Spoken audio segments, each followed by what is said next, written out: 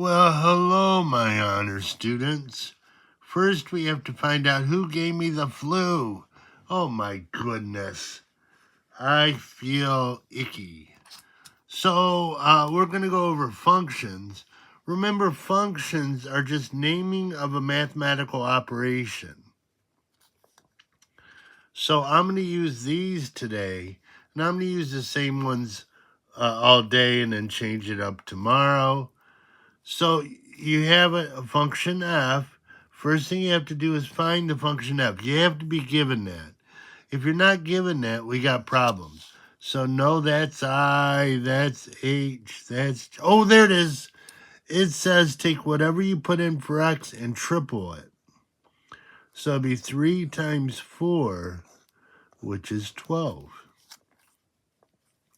So this one, find function g, and we're going to put it in and then add 4 to it.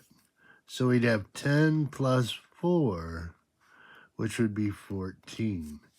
Now this next one's tricky. I is right here.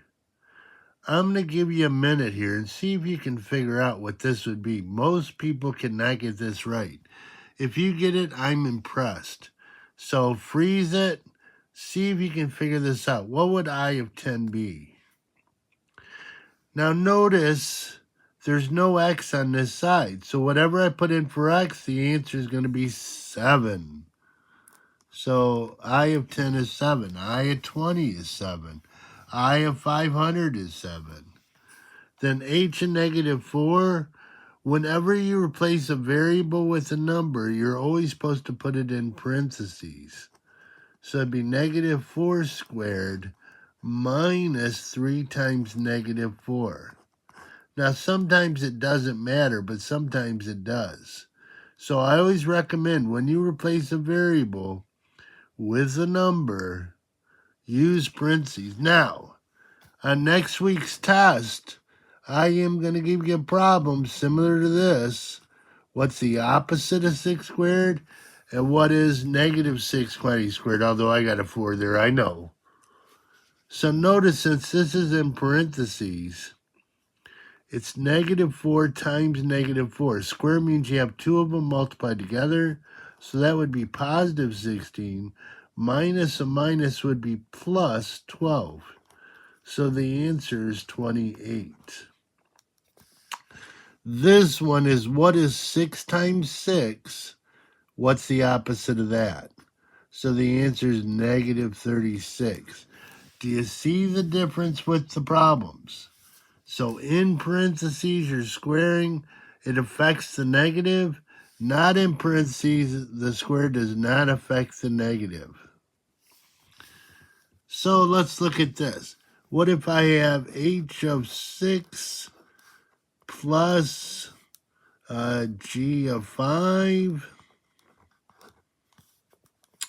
What if I have f of 4 divided by g? What if I have 3 times h of 4? So using these function values, figure these three out if you can. So pause the video, work on it while I cough. Ouch! Oh, that hurt. So figure these three out for me, please. I'd appreciate it. Okay, h of 6 plus g of 5.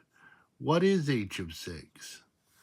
Well, h of 6 says square it and then subtract 3 times it. So we'd have 6 squared minus 3 times the 6 plus g of 5.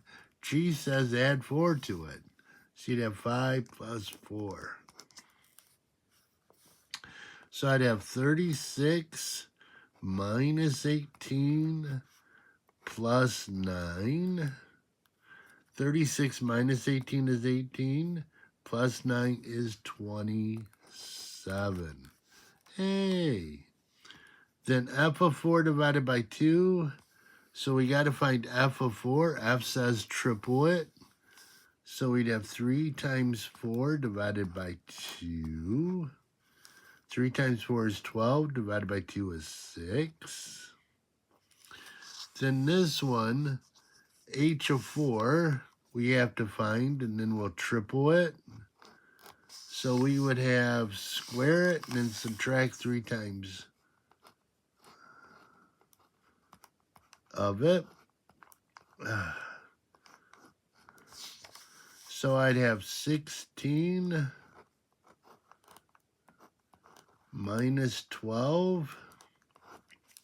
Oops. So it'd be 3 times 4, which is 12. Hey, if you got those right, good. Most people have trouble with it. So, I think since we're at 6 minutes, I'm going to make another video. Because more than 10, it's hard to download. So, let's go to part 2.